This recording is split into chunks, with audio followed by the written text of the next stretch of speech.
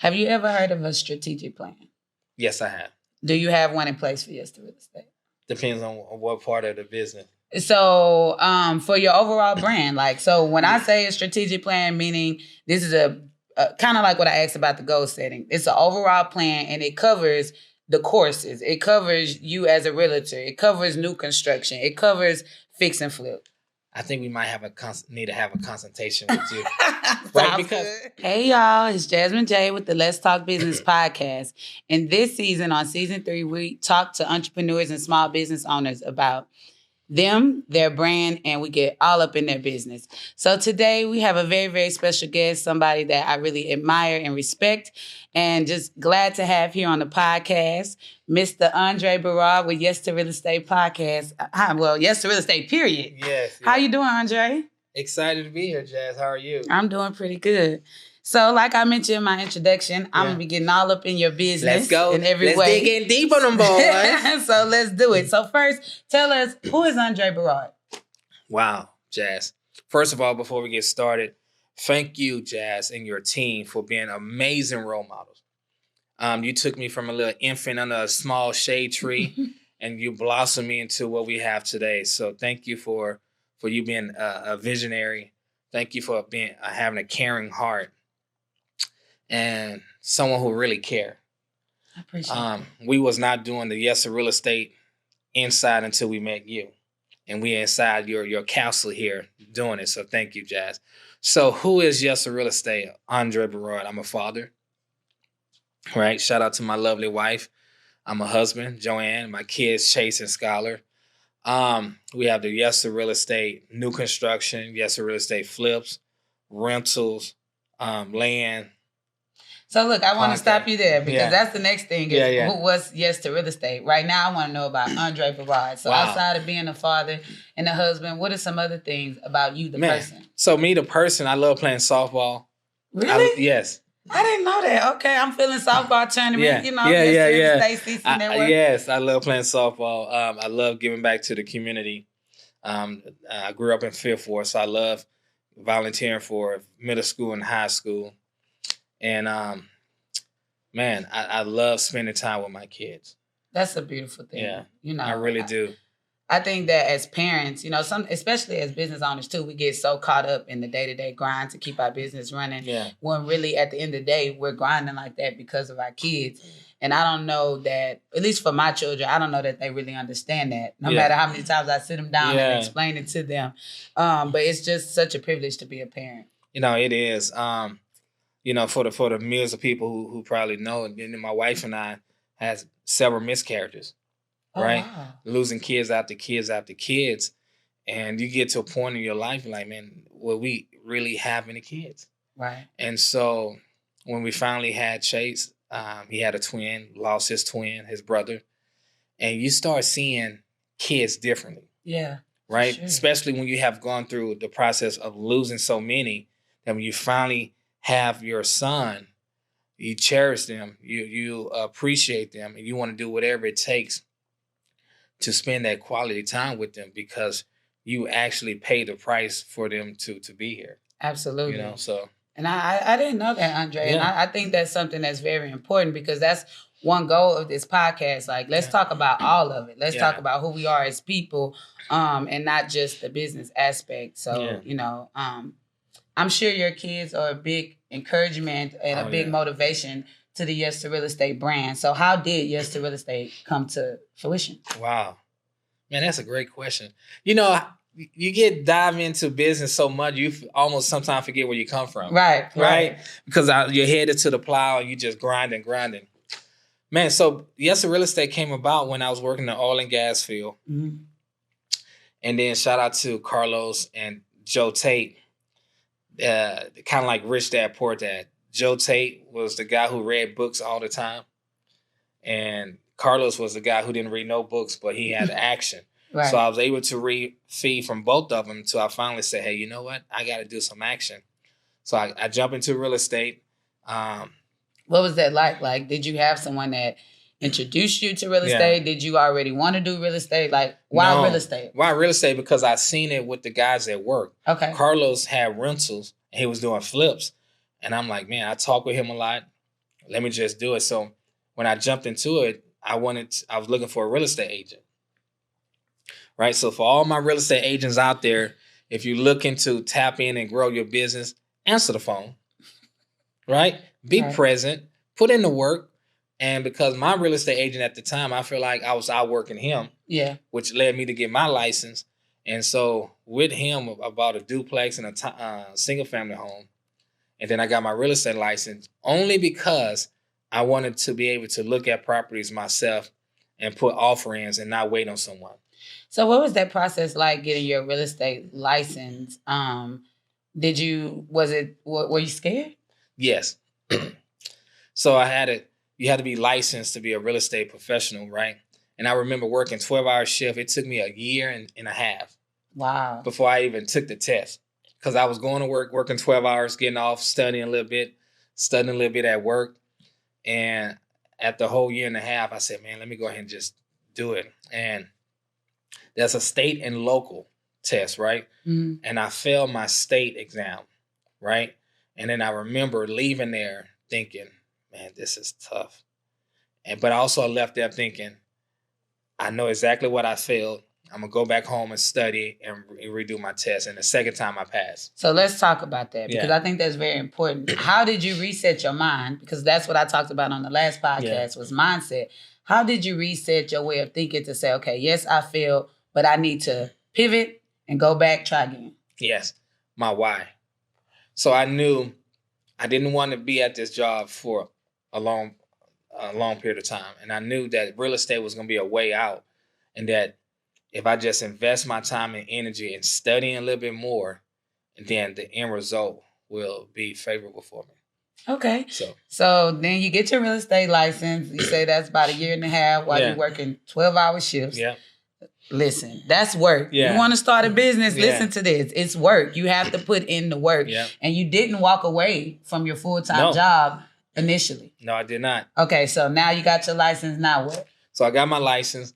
And now I'm a licensed professional and I'm trying to get business. It's nothing like trying to build your business being brand new. Yeah. Oh, it was so tough. What were some of those challenges? I used to work with people who were making six figures in the oil and gas field. The challenge was for me to have them to think of me differently, right? So they just think of me as a guy just like them working in oil and gas. Mm-hmm. But how can I change their mindset to see me as a real estate professional and that I have the intellectual property and the knowledge to help them? And it took a long time. How long? It took about a year and a half before somebody gave me a chance at work. But what broke it was me being consistent, marketing. Now, trust me, I didn't know anything about marketing. I was just posting stuff on Facebook and Instagram. I ain't had no color scheme. It was nothing. I was just the camera angle all off. Half of my face in the picture, the other half is not. But I was being consistent in what I knew to do. And then Carlos gave me a chance, and he finally gave me a chance, and that broke opportunity for me for my Hispanic clients, like my Latino clients. Hola, estás, ¿cómo estás? And then it just constantly just kept doing it. And so, yeah. So how long have you had the Yes to Real Estate brand? 2 years. 2 years going on 3, yeah. Andre. Yeah. Yeah. Okay. So, yeah. So you talk about the grind. Lord have mercy. You talk about the grind and how you got here over these last 2 years. Now talk about Yes to Real Estate and where it is today. Yeah. You know, it's funny because people assume I've been doing this for a while, and it hasn't. I've been a real estate agent going on 6 years. But as far as the brand itself, you're talking about 2 years, maybe going on 3. And if you look back at my videos when I was with a different brokerage, I was saying, we have a place for you. You know, I was saying their slogan. And then I finally shout out to Voss and Jenny, who helped me come up with the name. They the one who told me, hey, Dre, I got a question. What happens if you leave this brokerage and they no longer want you here? I'm like, what you mean? Like, what happens if you're no longer here? Can you take their name with you? I'm like, what name? Their name, their slogan. Is it yours? I said, no. They said, you need to figure out something for yourself, right? Create something on your own intellectual property. Get it trademarked so wherever you go, it's yours. And that's what happened. Well, I sure do appreciate you dropping those gems for my viewers. Yes. Okay? So, at what point did you leave your full-time job and was all the way yes to real estate? What was funny is I left my job a year and a half ago, but no one knew. Majority of the time, no one knew that I had a job. Because this man was everywhere. He was everywhere. I'm telling you, I'm like, Andre, when do you sleep? Yeah. You at work, then you showing houses, then we doing events, then you up here podcasting. Yeah. Like, the grind was serious. It was tough. And let me tell you this, everyone. When you are building your brand and building your business, a W-2 job is very crucial. Yeah. Because it helps stabilize my life, my family life. And I tell people, my job and I had a mutual agreement. They use me, I use them. Yeah. It was a partnership. It started hurting when you think that it's not a partnership and that you're doing someone a favor, right? So I left my job a year and a half ago, but I used to go to work 12-hour shift, get off of work like 4 o'clock in the morning, come home, take a little hour nap, 2 hours, get the kids up for school, right? Kiss them, and then take another 4 or 5 hour nap, then get up and go show houses, and then go back to work. I did that for 4 years. I'm so glad you mentioned that because if you can see on my paper, my next topic is routine, right? Yeah. So that was your routine when you were having your 9 to 5 and building your brand. So right now, as a successful business owner of Yes to Real Estate, what does your routine look like? Oh, I love it. So for the millions of people who's watching and listening right now, routine, consistency is so crucial for your success as a business owner. So what I do is my wife and I, we get up around 5:30, we get the clothes for the kids, right? We get the kids up. She gets Skylar, I get Chase, brush their teeth, brush their hair, pray, speak with them, encourage them in the morning, hug them, kiss them, referee sometimes between them, right? And then we leave out the house. We drop Skylar off at her daycare. We drop Chase off at his school. And then her and I go to the gym. We work out together for about an hour, right? Come home, we talk, right? And then from there, I go out with the meetings. Either I'm shooting a podcast, shooting the Yes to Real Estate podcast at one of the largest and best network on this side of Texas, CCN. Shout out to them. Hey, right? Getting up with the team, Diamond and Ashley, on things that we have working on, getting up with the contractors. Yep. Hey, what's going on? How we looking? And then here's another thing. I'm a real estate agent as well. So getting up with my clients, having a conversation with them on why a deal is not going through. And with the season that we're in now with the high interest rates, a lot of deals falling out, having heart-to-heart conversations, getting fired from certain deals. Like all of these things is what I go on from a day-to-day basis. But I would tell you this. When I pick up the kids from school, and it is my duty, and I love doing this, is that when it's time to pick up the kids around 5 p.m., I want to pick them up. Mm-hmm. I want them to see me. And then I want to read with my son, read with my daughter, do their homework, and I want to be present at home. I think that's so crucial with being an entrepreneur is that if you don't include the kids and the wife within your schedule, then they are the ones creating yourself a situation, and they're getting the last of you. Yeah, right. They're getting whatever left energy is left over, and how is that fair for the wife and kids? So that takes me to my next word. You cheated. He looked at all my notes before we got started. So amazing. That brings up family. So being a success. Well, let's talk about it from both ways. Yeah. How was it with your family as you were growing your business, and then how is it now with your family with a successful business? You know, growing the business with my wife, and you have to have these heart-to-heart conversations. We would stand in an apartment complex, right? In Greenspoint. Shout out to Greenspoint. We would stand in an apartment complex in one of the worst neighborhoods, but yet we had a duplex for sale. We had duplexes. We had a house, and my wife was like, "Hey, look, I want a home. Like I want to get a home for myself, and yet we stay in these apartment complexes and not even having a home." And I was telling her, I said, "Look, babe, everything that you want, you're gonna have, but we gotta pay the price, and this is part of paying the price.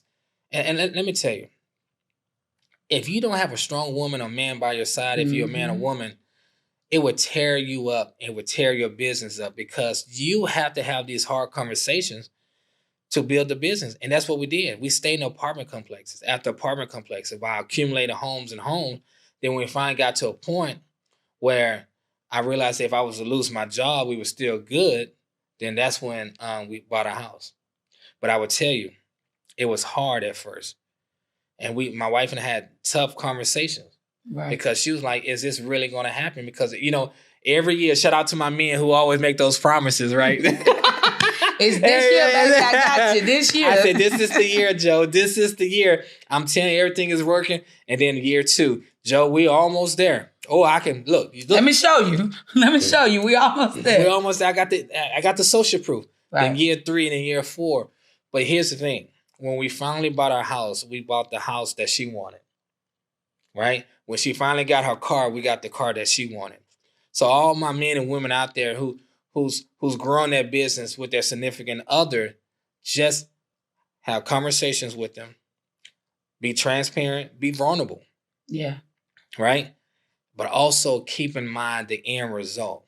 Right? And that's what we did. And now we didn't move from one house to another house. She got the cars that she wanted, and she living the lifestyle that she wanted. So now, with the business being where it's at, and she living the lifestyle, and I'm sure the kids are too, how is it now? Are the conversations just as difficult? Yes, right? Because now it's new problem. New problem. Yeah, it's like, hey, what we're gonna do next? We gotta continue to be aggressive. We gotta continue to grow. We gotta continue to market. So now that the business is here, we want to make sure we grow the business, right? Which takes time and energy and more money. Yep. At first, I was doing everything myself, right? And it was free of money, but not free of time. Right. Now I have more time, but now it's more money. Yep. Right? And so now we have to budget for the more things that we're doing. And it's a different conversation, right? Because now we want to spend more time with each other. We want to travel more. But yeah, you will always have challenges. But the main thing that Joanne and I kept was the transparency and the communication. Those some gems right there. Transparency and communication. I love it. I love it. So let's talk about the other F word. And everybody put your head in a positive place. Let's talk about friends. Oh. So as you were building your company, what was the relationship like with your friends? Did you even have friends? Have you met friends along the way? What has that journey been like? That's a great question. That's a great question. I told you he was gonna get in your business. Yeah. Let me tell you, when you building something and you have friends on your same level, everything is cool. Right. Right? They're like, hey, we're on the same level, everything is fine. But as soon as you start peaking and start growing and going to the next level, my friends change. Mm. I met new friends. I lost some great friends. I lost some people who was on the team who I thought was on the team, but they were just there to get. You have people trying to take advantage of your success and use it for themselves as an opportunity to come up, right? Man, it is hard. How do you manage all of those things and still protect the brand, still protect your reputation, your image, and still be true to who you are as Andre Beraud? I'm trying to figure that out because I'll be honest with you. Just 2 situations just recently happened with people who was on my team who took intellectual property and try to take what the brand is doing as credit of them doing it, and it hurt it. Mm-hmm. And you begin to want to shelter. You begin to say, hey, you know what? I don't want to trust anyone. Right. But yes, the real estate is built on trust, transparency, and integrity. So now I have to figure out how do I navigate with building, sharing, being transparent, and also protect the brand. And I haven't figured that out yet because being vulnerable is what built Yes to Real Estate. Yeah. Us saying we don't know, us helping, us pouring into people. The one thing that I could tell you that we start doing with Yes to Real Estate is to kind of combat this is we start charging now. We're charging for consultations. We charge for coming to the events. We charge for if you want to speak with us about new construction and flip, because that's a way for us to put up a gate to see if people are serious about really growing into this thing or they're there just to take for the selfish reason. Right. And it has helped. Yeah. And then the thing about that I want to highlight about the Yes to Real Estate brand is for so many years or for so long, you didn't charge. You was giving this information away for free just to help the community and push the mission forward. Yeah. So now being at the place to say, okay, yes, we're charging, but like you always say, people that pay attention. Okay. Right? And you brought up a valid point that I think for 2 years, 3 years, we gave away the game for free. Yeah. And I wore myself out because I was giving away to people who kept coming to the same well looking for free water. Mm-hmm, but not bringing nothing to it. Exactly. They ain't bring that jugs or the cap or nothing. They were just coming with, hey, give me the bucket, give me the jugs, give me everything, and then give me your water. Right? Right. And I realized once you start putting a amount on your time, because here's the thing, your time is valuable. Yes. Right? And once you start valuing your own time, then you got to teach people how to treat you. Absolutely. And that's what I have learned in this business with the time and paying for my time is that I'm teaching you how to treat me. Right. Right? So if you invested in this information and then I'm investing in giving my time to you. Absolutely. Yeah. So before we get to the business portion where I want to ask you specific questions pertaining to your business, I want to talk about being a Black man in real estate and just in business, period. What are some of the challenges that you have being a man and a Black man? Number one, being a man in this field is normal. Okay. Being a Black man in this field is challenging, especially when you start getting in the $1 million product, right? You trying to convince people that you have the intellectual property to help them, but most of the time, all they're looking at is your skin color. So, what have some of the things you've done to help you be successful? Being consistent with my message, being consistent with my lifestyle. Like I'm not gonna switch up and change just to get a deal. I'm a family man. I love my wife. I love my kids. I love giving back to the community. I love adding value. That is the brand.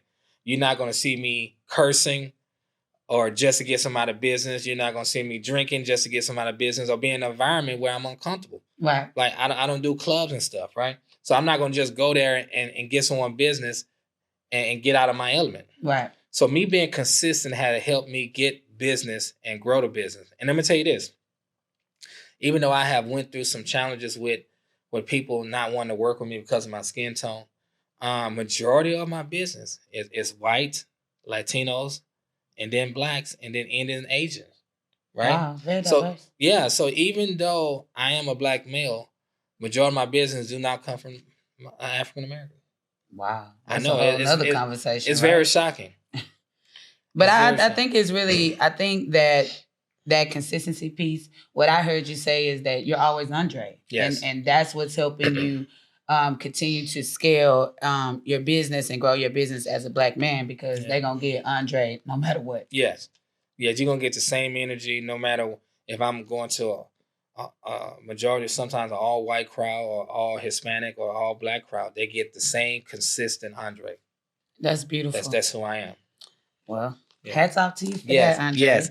So now this brings us to our segment where I want to ask you specific things about your business. Yeah. So I'm going to be asking you. So let me back up. I have a company, the Business Umbrella, and what the Business Umbrella does is provide administration and financial tasks to entrepreneurs. So if you're an entrepreneur, it allows you to focus on what it is that you do, and we take care of everything else. And so something that I like to do when I talk to other entrepreneurs is just examine to see if they have these things in place.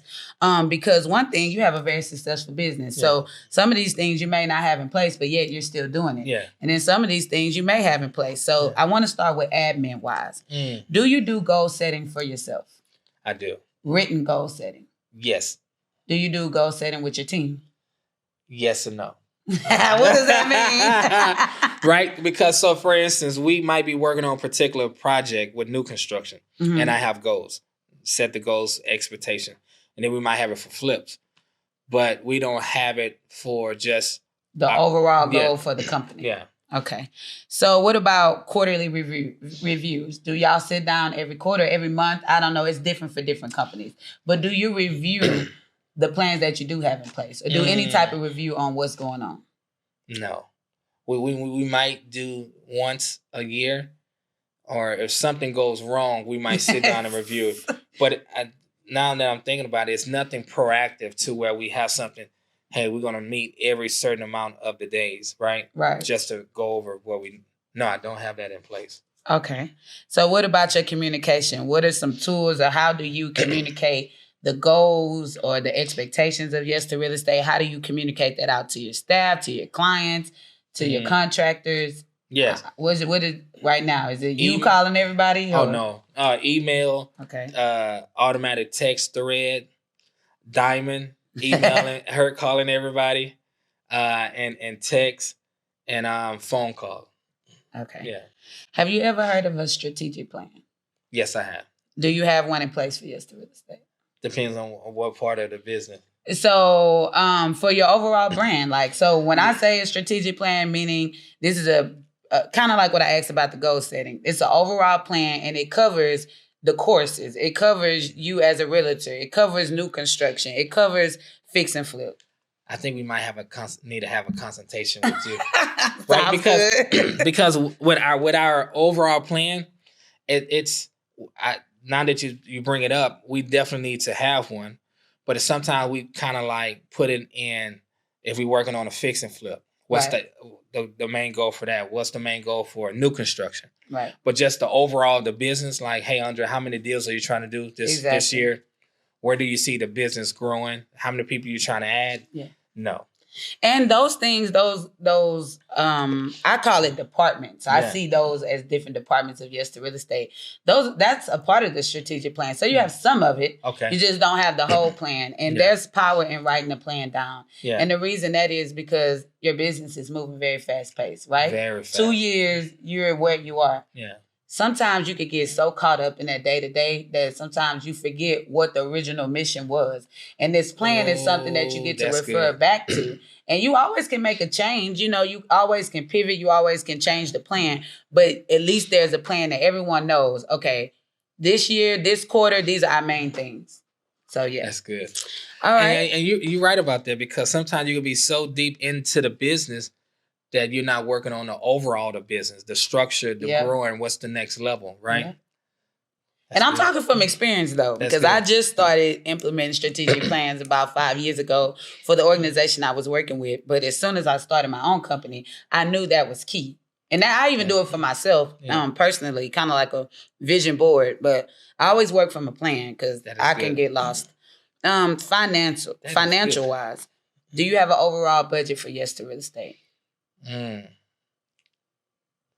No. You have departmental budgets. Yes. Because I do more of a, hey, where are we heading? What we need for this? What are the numbers looking like? Does it make sense? Like, if we go this route, what's the return on this investment? Because I see it as an investment. So right now we do have a number of what we're using for marketing, branding, transaction coordinator. You have a budget. It's just not in a budget format, sounds like. Got it, yeah. You have these numbers in your head, but there's no document that you can either send out or go back and pull and say, oh, no, that's out of our budget. Correct. Okay. Yeah. Well, listen, that's more than what a lot of us have. What about budget reviews? So if you don't have a budget in place, but the numbers that you have in your head now, do you ever go back and look at them and say, okay, is this enough? Should I scale back? Should I be giving more to this department? That's good. That's good. We have not had a budget review. It's more of, we have this budget. I guess we are having a review, but I don't sit down with the team and say, hey, here's the return on the investment based on what we are. It's making sense. What else we need to do? Right. But I do have that conversation with myself. Yeah, and in your head. Like, hey, this investment for the marketing and branding, what has it done for us? What do we get in return? Yeah. Are we making our money back? Yep. So, yeah. Okay, legal-wise, I know because you're in real estate, so I know this legal department's probably sold up. Yeah. You have an attorney. And you have contracts and legal documentations in place. So any fix and flip, new construction, you have to have an attorney, right? You want to have an attorney to go over those documents, look over that, and then you want to have an attorney on speed dial, right? The the terminology that they use is when you have an attorney on standby. It's another terminology. But anytime I have a challenge, I can call them.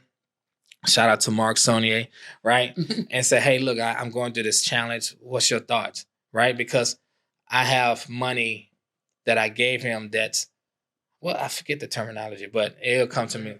Retainer. Yep. Retainer. Shout out to the cameraman. Yeah, shout out to the cameraman. I have him on retainer to where I give him $10,000 and retain his services for when I need it, or advice, or write up a contract, or just to pick his brain.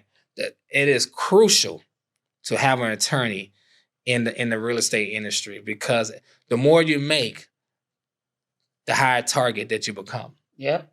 Right? When I was saying yes to real estate and it wasn't selling no houses or nothing, it was no one didn't care. But now, yes to real estate is on a whole nother level, and people are looking for a come up. Yep.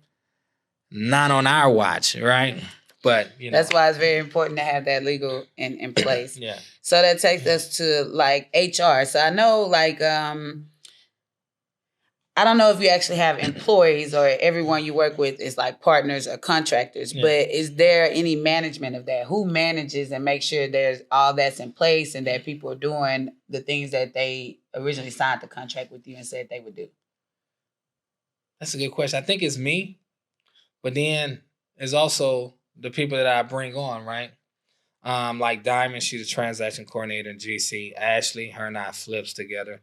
Then you have Mad Production with Gerald and Brittany, right? They oversee the marketing and branding. So we have meetings, we have conversation where we stand, and then they pretty much, based on what I see them doing, but also they hold themselves accountable as well. That's all. That's a blessing. Yeah. To be working with people that can do that. And lastly, technology-wise, do you have software and devices and things in place that make the job of your contractors or employees easy? Yes and no. So what do you have in place? So we have spreadsheet, right? We have invoices for our contractors and contracts, right? But do we have a system to where it keeps up with all that by itself? No. So I'm very grateful that you gave me these honest answers, because it shows two things. There's always room for growth, right? As you level up and get to new levels, some of these things will have to be a part for you to be able to manage. But it also shows that, which is something I really like to talk about, you don't have to have it all together, right? You don't have to. There's some people that want everything printed out, a perfect plan before they get started. Yeah. And that's just not how it is. Yeah. You know, you have been able to build a very successful brand, and some of these things you're like, nah. Yeah. Or it's in my head, it's not on paper. Yeah. So that shit, I hope that is some encouragement for some entrepreneurs or business owners out there that feel stuck. Don't feel stuck. No. Keep moving forward. But just know that there are going to be things as you level up in your business that you're going to have to learn. Things that you were not doing already that you're going to have to implement. There's going to be processes and policies that you got to bring forward, because it not only protects you and your brand, but it also protects everyone else that's investing in you. Yeah. And I want to encourage the people, the millions of people who's watching and listening right now, that if you don't know, bring somebody who does know, and bring them on the team and say, hey, look, I don't know this. I don't want to do it. Like everything you stated, I don't want to do it. Right? Right. So what is the wise thing to do? Is to pay for consultation with Jazz and her team, which I'm going to do, right? And say, hey, based on what we are now, the numbers that are out, what do we need to do as structure and guideline to put something on paper to where I can send to the team and go that route, right? Yeah. Because I don't want to do this. Yeah. So I want to delegate it, but also I want to get the intellectual property and pay to get it and seek the best, which is Jazz and her team. Thank you. To do it. You know, get advice on it. You know, something my mama always told me was that you definitely, like you say, delegate. You don't know how to do it, pay someone who does know how to do it. But learn what it is they're doing so that you know what's happening in your company, you know? And I think that's basically what you just said. Like, yeah, you don't want to do it, but you do want to have an understanding of what needs to be done. That way, if you were to hire the business umbrella, we came in there and messed it up, you would know that we're not doing what we're supposed to do. Yeah. So, you know, a prime example of that is when Brittany took over with Mad Production. She said, "Hey, Dre, I don't know if you knew this, but you had 16 things that you signed up for. And it's everywhere. It's screwed up because of the previous person that we brought on to handle our marketing kind of screwed up some stuff, right?" And so she was able to see it and say, "Hey, this is wrong, and this is wrong. You need to bring everything in." Together. I'm like, oh, crap, I didn't even know because I was hands off. But I learned a valuable lesson. It's okay to be hand off, but you still need to know what's going on because that could have destroyed a business. So that brings you back to where we were talking about under administration, those quarterly reviews, those meetings, reviewing the strategic plan. That's how you would know as the business owner because you're able to, in those quarterly reviews, evaluate and get to hear from all these department heads or whoever is running whatever departments. Everybody can report out on what's going on, and you would know if that's in line with the brand or not. Yeah. The meetings I'm learning, it's very important to have the quarterly meetings because you need to know what's working, what's not working, and what you're paying for. Absolutely. I got to a point to where I just focus on going and get the money and bring it back to the team. When there's a big hole in the bucket, when I bring the money in, it's just going out the bucket, you know? But you know what? It's all in stages of growth. You know, I wouldn't recommend anybody who's just starting off a business to go hire a third party to handle their administration and financial needs because they don't even know if they have any administration and financial needs, you know? But I do know that to continue to scale and continue to grow, when you're leaving from entrepreneurship and really going into CEO and being responsible for other people's lives and how they're feeding their family. That's just some things you got to put in place because it's no longer just about you. You know, it's about everyone that's attached to that brand. Yes. And it's scary, everyone. It is. When you know that your choice in the decision would determine if the company is going to grow or you're going to have to fire or lay off some people. Yep. Right? And I'm not going to lie, it keeps me up. It keeps me motivated. It keeps me going because I want to continue to grow the business, but also I remember that it's not just about me. It's about the team and that the decisions that I make today would affect the team 5-10 years down the line. Absolutely. Absolutely. Well, Andre, that pretty much wraps up our podcast today. Again, I want to thank you just for your transparency and your honesty because as business owners, we don't have it all together. We're human, just like everyone else, you know. But I think what separates good business owners or good leaders from others is the investment that you put in yourself. And one thing I can always say about you, Andre, is you invest in Andre. You go to conferences. You invest in mentors. You invest in coaching. You're everywhere trying to level up for you so that you can help lead your brand to a new level. So salute to that. To all my entrepreneurs out there or small business owners, you know, for number one, you don't have to have it all together to get started, like Andre said. But I want you to really pay attention to some of the gems that he dropped as far as being consistent and who you are as a person and who you are as the leader. You have to be consistent because you want people to buy into your vision and what it is that you have. So you have to be consistent and show them where you're going. You have, as a leader, you have to give direction. And another thing he talked about was communication. And communication is key. And something Andre always talks about, but he didn't mention on this podcast, is relationship building. Oh, relationship is crucial. I'm here with you now because we met under shade tree sweating. Hot. Yeah. And we have this today. I'm doing podcasts because of you. And because of you exposing me. And his now you finna preach. Relationship is so crucial because the person you're in relationship with can accelerate your growth. Expose you to something that you didn't even think about. I didn't even think about having an indoor a real estate field trip, right? That came because of you. I never thought about having a podcast. That came because of you. And I never thought about being on other people's podcasts. That came because of you. Everything that I'm doing right now with CC Network came because of you. And it's because of relationship. Yes. Your relationship will either elevate you or sink you. Yep. Being in the wrong relationship can destroy your business, or it can accelerate your growth in your business and expose you to a whole nother level that you never thought you would be in. Relationship. Absolutely. So this has been a great, great episode of Let's Talk Business, where we talk about you, your brand, and then we get all up in your business. Yeah. So again, shout out to Andre with Yes to Real Estate for coming on, and we will see you next week. Yes to Real Estate. Oh, I'm talking about Yes to Real Estate. Yes to Real Estate podcast too, but Yes to Real Estate podcast and Let's Talk Business podcast is on every podcast platform. So wherever you like to listen to your podcast, you can find us both there. Bye.